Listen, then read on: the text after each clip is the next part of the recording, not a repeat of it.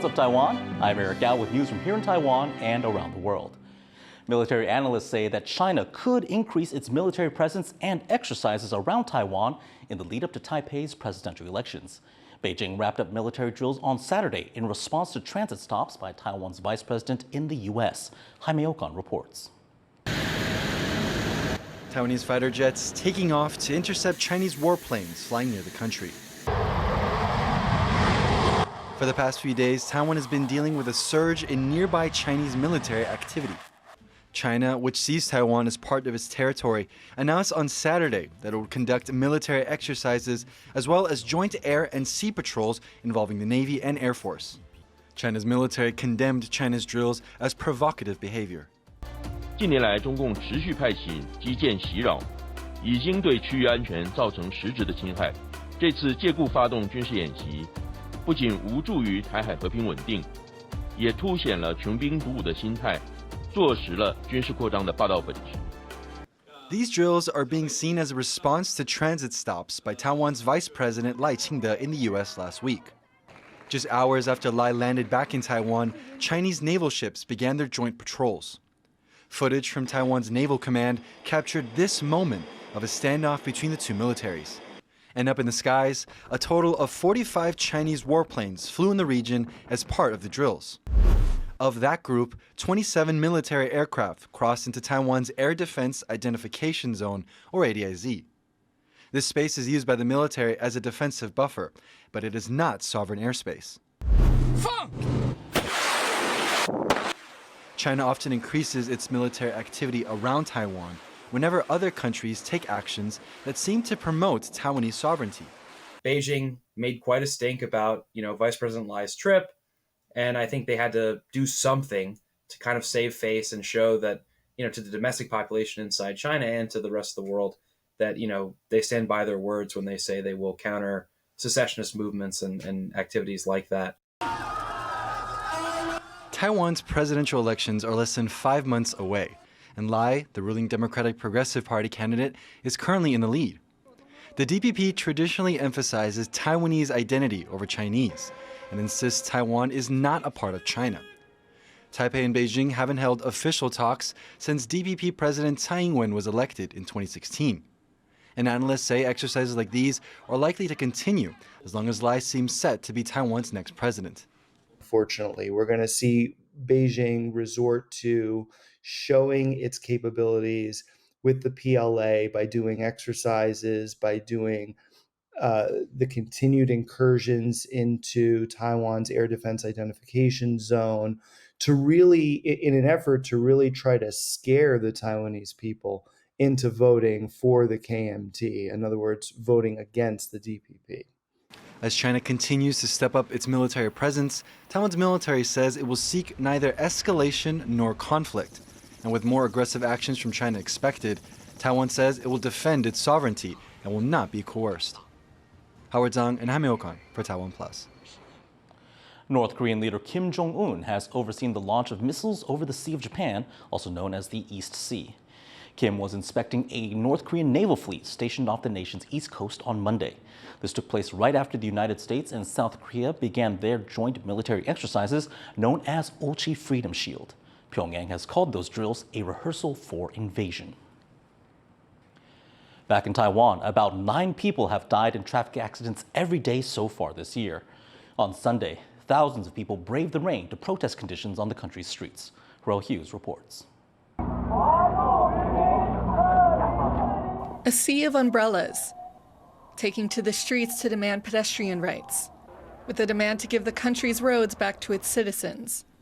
Ever since Western media called Taiwan a living hell for pedestrians, the country's civil society has been pushing for a goal called Vision Zero, aimed at safer streets and 0 pedestrian deaths. 我觉得这是人民的基本的生存权，对，这是一个每个人都应该要有的平安。当然啊，你小孩子到外面去，长辈到外面去，我们要注意到他的安全，怕有出事情。然后就是每一次我刚来台湾的时候，就是每一次我都在那个要过那个交通灯的时候，我都停住一些，因为他们就是到了最近的时候才刹车，然后我就觉得很紧张。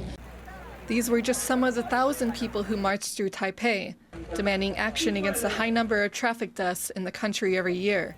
People may be here for a range of reasons, but they're all united under the same goal, to make Taiwan safer for pedestrians. The protesters are demanding improvements in safety for people on the street and want the government to make changes, like improving infrastructure and road safety. 因为行人是最弱势的，我们应该要以强势的，就是有钣金保护的驾驶，要来保护行人，而不是行人自我保护。Presidential candidates Hou Yu-ih, Ko Wen-je, and Vice President Lai Ching-te made appearances at the event, along with potential independent candidate Terry Go. Taiwan's Minister of Transport also spoke and acknowledged the need to make changes. 在过去，在整个交通安全或是行人路权 所跨的部会，或是中央跟地方，这个权责比较不清楚，所以我们这一次在道路交通安全基本法里面就把它写清楚。The government also recently announced a plan to cut traffic deaths by 30% by 2030. The plan involves new policies and reports every 6 months. It also commits resources to the country's most dangerous intersections.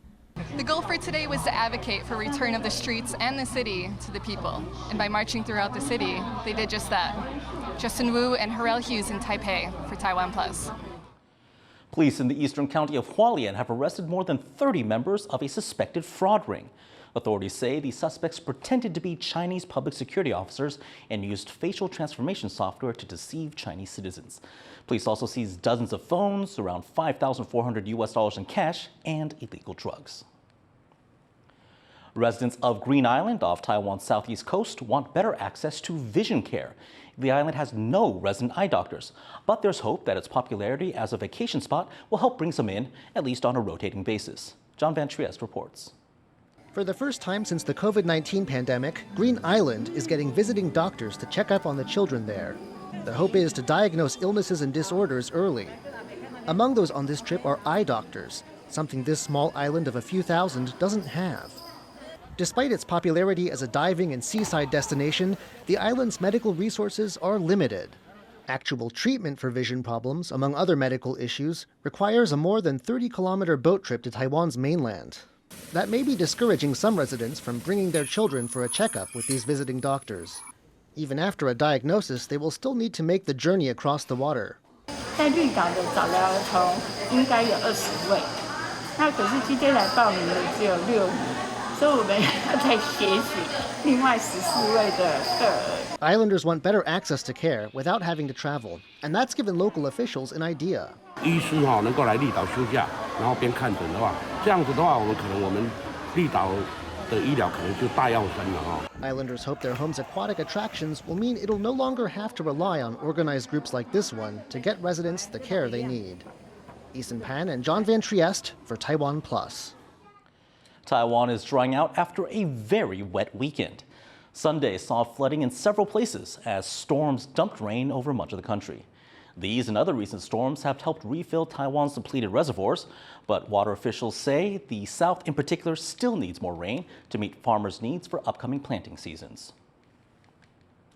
Sun Moon Lake in central Taiwan is a popular tourist attraction, but most visitors there don't know that it's also home to Taiwan's largest hydropower facility, which is setting the benchmark for green energy projects across the country. 明潭控制室，你好，好，收到。 And with that, commands are issued and pumps kick into action. This is part of Taiwan's largest hydroelectric power plant, close to Sun Moon Lake in central Nantou. The facility uses solar power to pump the water from a nearby reservoir into the lake for storage during the day. And at night, it's pumped back through the hydropower equipment, generating electricity. Through this process, water can be reused over and over to power the country. 我们有10部机组，我们可以配合系统白天的一个弹性的需求或夜间峰的一个需求，我们都来做调度。还有一个大甲溪的一个灌肠水力，这个大概也有100多万千瓦，都可以做整体的调度。所以我们对稳定供电、充裕供电有绝对的信心。 The Sun Moon Lake facility generates over 3 billion kilowatts annually, or about a third of Taiwan's hydroelectric capacity. That's enough to power 740,000 households for a year. The plant is seen as a model for the government's future renewable energy plans. 我想再生能源大量引进之后，其实我们需要更多的这种弹性的这种调度的机制啊。那特别是像今天大家看到的明潭的水抽蓄的电厂，再加上这种快速启动的这种蒸汽的天然气的部分，都是我们在整个能源转型配置非常重要的一部分。Two similar hydroelectric plants are currently in the works, scheduled to begin operation in 2034. A third is in the planning stage. Once complete, they will vastly increase the hydropower Taiwan produces, using its natural water supply to help keep the country green. We've all heard of Silicon Valley, but Taiwan is also making a name for itself as a hub for high-tech innovation. But which of Taiwan's startups are on their way to becoming the next big thing? Joyce Jong went to a special awards ceremony to find out. You've probably heard of Taiwan as a leader in the tech industry, given it's the home of chip-making giants TSMC. But Taiwan's tech might is much more than that. It's also a breeding ground for innovation. And the country's hottest startups are here at the next big awards, hosted by Startup Island Taiwan, an ecosystem backed by the government to support tech entrepreneurs.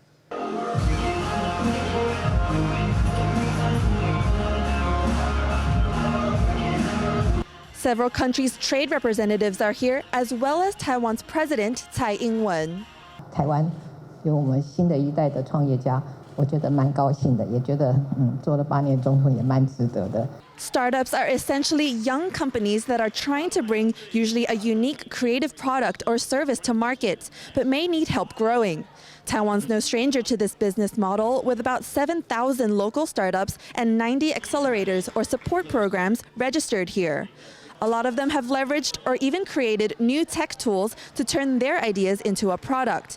For example, here we're seeing everything from e-commerce to digital healthcare and online knowledge sharing platforms. My co-founder, he's my college friend. He's an engineer, and I'm a non-engineer. So we collaborate together to create a technology education company called Hahao. I think we have a lot of supports from Taiwan government and the ecosystem. And also, I think Taiwan has a lot of good talents. Actually, we started up in Taiwan in 2015, and then we expanded to Hong Kong. Last year, November, we went to Bangkok, Thailand. We launched there. And in 2019, we launched in Malaysia and Japan. And the next year, we will go to Singapore. It's clear these innovators are just getting started. With their sights set on even bigger ideas, people around the world, especially investors, are likely to look to Taiwan to find the next big thing. John Su and Joyce Sun in Taipei for TaiwanPlus. Researchers say people living close to nature are less likely to have bipolar disorder. John Van Trieste has the details. When it comes to mental health, the great outdoors can make a great difference. That's what Taiwanese researchers have found. Comparing satellite photos and mental health statistics, they found that greener areas tend to have fewer residents with bipolar disorder, a mental illness that causes intense bouts of depression. That's why some researchers believe creating more green spaces could have a profound impact on health in Taiwan. 整体来讲，会因为绿地让我们比较不会得躁郁症，可以让我们大概平均来讲，整体多活了6年左右的时间。它可以带来212.7万美元的一个产值的一个增加。Health experts caution that green spaces are not a cure for bipolar disorder. 因为很多因素是属于不可控制的，比如说像基因啦。那但是绿地呢，其实是起码我们可以控制的，而且是可以我们努力的方向。The World Health Organization recommends everyone should live within 300 meters of over a half hectare of green space. In Taiwan, there are 50 towns that don't meet that standard, meaning there's a lot of tree planting to be done to improve the country's mental health. Howard Jong and John Van Trieste for TaiwanPlus. Thank you for watching What's Up Taiwan. Remember to download the TaiwanPlus app for more stories from Taiwan and around the world. Finally, enjoy these images I took of the mountains and seaside along the eastern coast of Taiwan. I'm Eric Gao. Take care. See you next time.